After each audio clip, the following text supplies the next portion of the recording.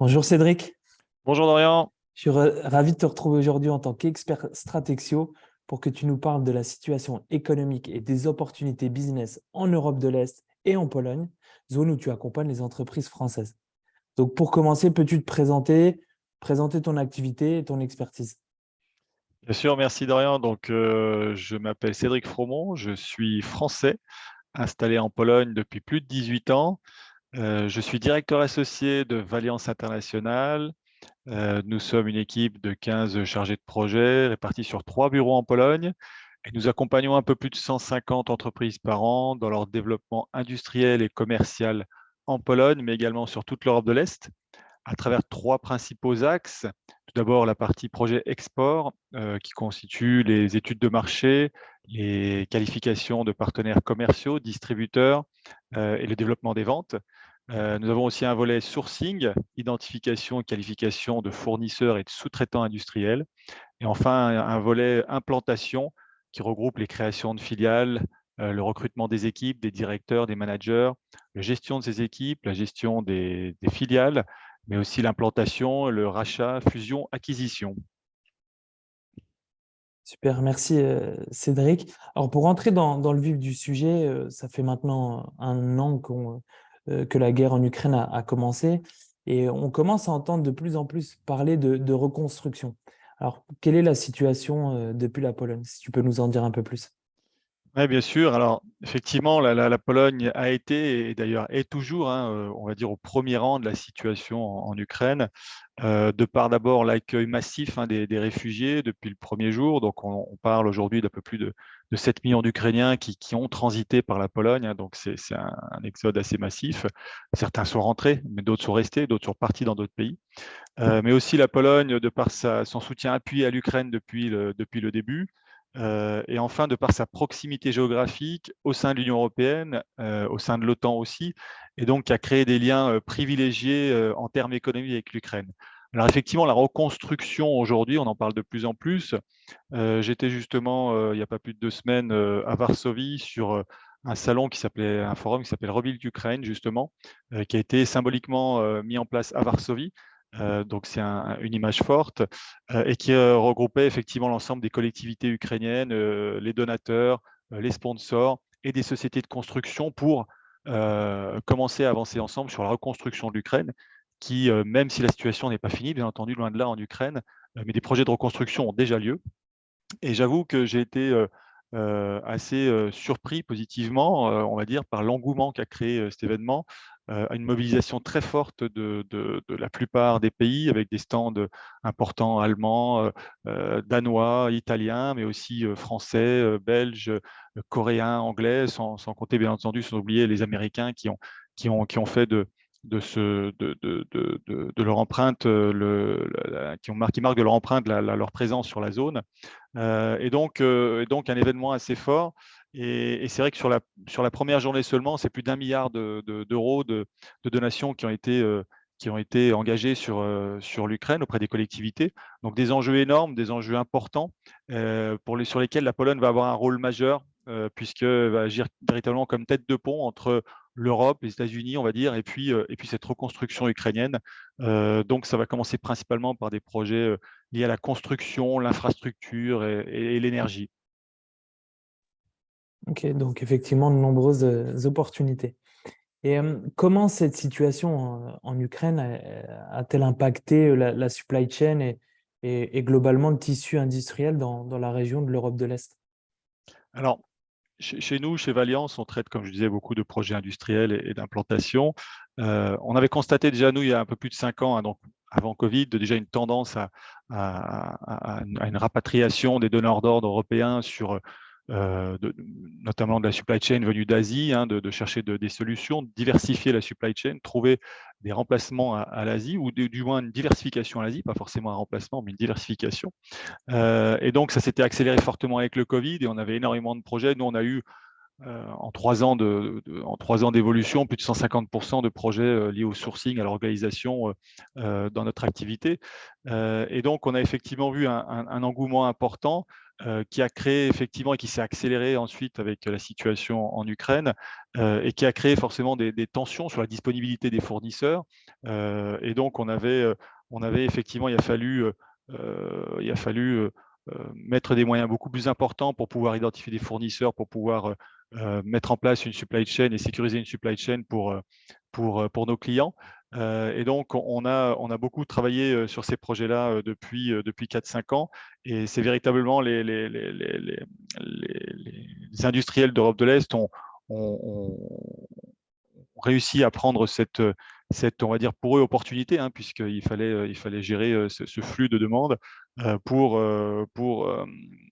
développer des nouveaux projets, pour assurer la supply chain des donneurs d'ordre européens. Et nous, au sein de Valiance, on a réussi à transférer des beaux projets, hein, notamment dans la plasturgie, dans l'aluminium, des transferts qui venaient d'Asie de 1 à 2 millions d'euros de production sur la zone Europe de l'Est. Mais ça a nécessité des efforts importants avec une implication forte des dirigeants, des visites régulières des fournisseurs, venir s'impliquer. Et là, on a réussi à trouver des opportunités importantes. Mais c'est sûr que ça a véritablement accélérer, on va dire, le tissu industriel de la région Europe de l'Est, cette tendance qui a commencé par le Covid, qui s'est accentuée par la situation en Ukraine. Merci Cédric. Donc, tu as déjà un peu répondu à la question, mais donc, cette situation va générer des opportunités pour les entreprises étrangères, mais comment peuvent-elles se positionner sur celles-ci? Alors, les opportunités, j'ai balayé plusieurs sujets ici. Il y a 3 axes d'opportunités qui sont liés un peu à nos 3 axes d'activité, hein. Donc, sur la partie supply chain sourcing, on va appeler ça, puisque aujourd'hui, je vais appeler ça une opportunité, puisque c'est une opportunité de pouvoir diversifier sa production. Et on sait que c'est le challenge des industriels depuis 2-3 ans. Et en sourcing, effectivement, on va avoir des opportunités puisque on a de la production qui s'est libérée avec la situation en Ukraine. Nous, quand on faisait des projets au pic de la demande de relocalisation de production, on interrogeait une quarantaine de fournisseurs pour des projets en aluminium, en métal, etc. On avait à peine 2 ou 3 réponses d'offres de fournisseurs locaux. Ce qui était une situation où il fallait aller, nous, draguer les fournisseurs pour faire en sorte qu'ils travaillent avec nos clients. Aujourd'hui, la situation s'est restabilisée. On a un projet actuellement sur du meuble, hein, dans le secteur du meuble, où la Pologne est un gros acteur, où là, effectivement, on retrouve des ratios plus pertinents, où on a interrogé 15-16 fournisseurs potentiels de meubles et où on a eu 12-13 offres sur lesquelles on peut benchmarker, sur lesquelles on peut travailler. Donc, on va avoir des opportunités dans la supply chain et la production, puisque les Européens de l'Est, les Polonais en particulier, ont mis des moyens importants pendant ces 3 ans pour pouvoir développer, monter en compétences. Et donc, on va avoir une capacité à avoir des fournisseurs qui sont proches de nous, qui ont des standards européens, qui restent avec un coût de main-d'œuvre relativement gérable et qui vont réussir à avoir des outils de production performants. On a ensuite des opportunités dans ce qu'on appelle les fusions-acquisitions. Aujourd'hui, avec ces situations depuis 4-5 ans, beaucoup de chefs d'entreprise ont accéléré leur réflexion de ce que je dois faire de mon entreprise et comment la faire monter, la transmettre. Il faut savoir qu'aujourd'hui, on évalue à 35-36% le nombre d'entreprises familiales en Pologne et seulement 8% seraient reprises par les descendants. Donc, on va avoir une énorme pool de sociétés potentiellement à reprendre sur la Pologne. Ça a déjà commencé depuis 2-3 ans. Nous, on a beaucoup de projets de M&A en cours. Mais effectivement, il va y avoir encore beaucoup d'opportunités ici à reprendre des outils industriels performants pour pouvoir les développer. Et enfin, le 3e axe d'opportunités, il est beaucoup plus commercial et donc lié un peu à ce que je t'ai dit tout à l'heure. Et là, on a plusieurs grands axes, à la construction, les infrastructures, alors liées à ce qui va se passer en Ukraine, à la reconstruction de l'Ukraine qui a déjà lieu, comme je disais. Mais pas seulement, on a aussi un méga aéroport qui est en cours sur la Pologne et qui génère énormément de besoins en termes d'infrastructures. On a ensuite l'énergie, le nucléaire. On va avoir les premières centrales nucléaires en Pologne. Depuis des années, on parle du nucléaire, de la transition énergétique, mais aussi l'énergie renouvelable, hein, qui forcément, avec la tension actuelle sur la Russie et sur l'énergie, il va avoir besoin de diversifier l'empreinte énergétique. On a aussi la défense. Effectivement, je ne sais pas si vous avez suivi l'actualité, mais la Pologne va devenir le pays qui va mettre 4% de son PIB sur la défense, donc qui va investir énormément sur le secteur de la défense. Et enfin, toutes les industries en général, puisque comme je disais tout à l'heure, la montée en compétences industrielles, on a aussi une limite de main-d'œuvre dans nos pays. Et donc, beaucoup d'entreprises vont avoir besoin d'automatiser, avoir besoin d'augmenter leur productivité, d'avoir accès à de la matière. On accompagne un client notamment qui fournit de la matière pour les industriels. On a effectivement, que ce soit dans le médical, l'aéronautique, l'automobile, etc., où il y a besoin d'avoir des outils. Donc là, en termes commercial pour l'industrie, on va avoir des opportunités intéressantes pour les entreprises étrangères à se positionner sur des marchés qui sont très demandeurs aujourd'hui de développement. Et donc on comprend bien énormément d'opportunités à venir. Peut-être, est-ce que tu peux nous recommander quelles approches avoir pour nos entreprises pour saisir ces opportunités et plus globalement assurer son développement sur le marché polonais et encore plus globalement sur le marché de l'Europe de l'Est?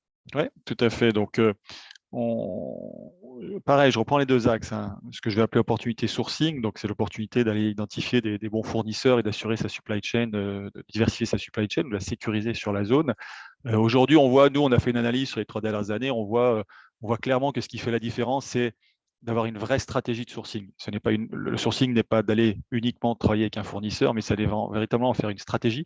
Les vrais success stories que je vous ai évoqués tout à l'heure, celles qui ont réussi à transférer la production, à assurer une diversification dans l'approvisionnement, c'est celles qui en ont fait une vraie stratégie avec le dirigeant qui s'impliquait dans la stratégie de sourcing, d'aller venir sur place rencontrer ses fournisseurs, d'aller venir les faire monter en compétences, faire évoluer leurs produits.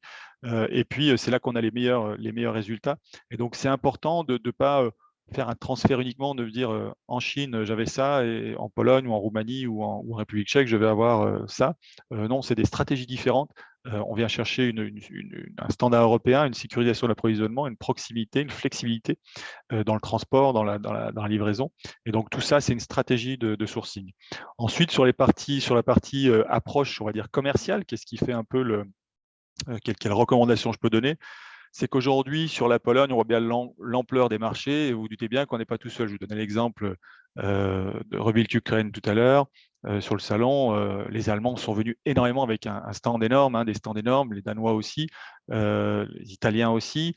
Et donc, c'est à celui qui va être le plus, sans parler des Américains, bien entendu, hein, et leur empreinte importante de plus en plus forte sur la zone. Ça va être important entre guillemets, de poloniser son offre, c'est-à-dire de venir sur place et de se dire que la Pologne, c'est un marché sur lequel il va falloir investir si on veut avoir des parts de marché et si on veut avoir des parts de marché sur la zone Europe de l'Est. Aujourd'hui, la Pologne est devenue un pont un peu sur l'Ukraine. Et donc, c'est important d'investir et pas uniquement de le traiter comme un marché, on va dire, export. Et pour cela, il y a plusieurs aspects, hein. Il faut effectivement, c'est devenu un marché mature, un peu à l'image de l'Allemagne. Donc, il y a des entreprises sur place locales qui sont très fortes. Il y a des étrangers qui sont déjà présents. Donc, ça veut dire poloniser son offre. Ce que j'appelle poloniser son offre, il y a différents moyens. Ça peut être sous forme de représentation commerciale. Nous, on le fait pour le compte de nos clients. On a plusieurs clients dans le domaine industriel, dans les joints industriels, dans les matières industrielles, dans lesquels on va aller chercher des grands comptes, dans l'aéronautique, dans le médical, dans l'automobile, pour remonter des besoins, avoir une adresse locale, avoir un chargé de projet local qui va développer les comptes sur la zone, ou encore aller plus loin, c'est du recrutement de commerciaux, recrutement d'équipes, mise en place d'une filiale. On n'est pas obligé de mettre en place une filiale tout de suite. On peut, nous, très bien, en tant que Valiance, par exemple, embaucher cette personne, faire en sorte que le démarrage soit flexible avant de véritablement gérer un volume d'affaires et puis de créer sa filiale pour avoir une facturation en direct. On peut faire du portage salarial, on peut faire de la gestion de paye.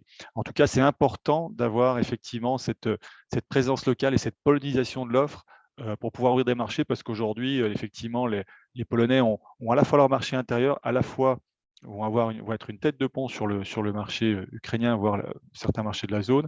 Et donc, ça va être important d'être plus proche de ce marché-là pour pouvoir en bénéficier. Super, merci beaucoup Cédric et je te remercie pour ce panorama des opportunités et des conseils à nos dirigeants exportateurs qui souhaiteraient se développer en Europe de l'Est ou en Pologne. Donc voilà, j'invite vraiment ces entreprises et ces chefs d'entreprise qui veulent saisir ces opportunités ou plus généralement se développer en Europe de l'Est ou en Pologne à te contacter directement pour en savoir plus. Tout à fait, avec grand plaisir, Dorian. Donc voilà, il me reste encore une nouvelle fois à te remercier, Cédric, et à te retrouver au sein du réseau Stratexio. Avec grand plaisir. Merci, Dorian, pour cette interview et à disposition pour toute question sur la zone. Super, merci. Merci, au revoir Dorian.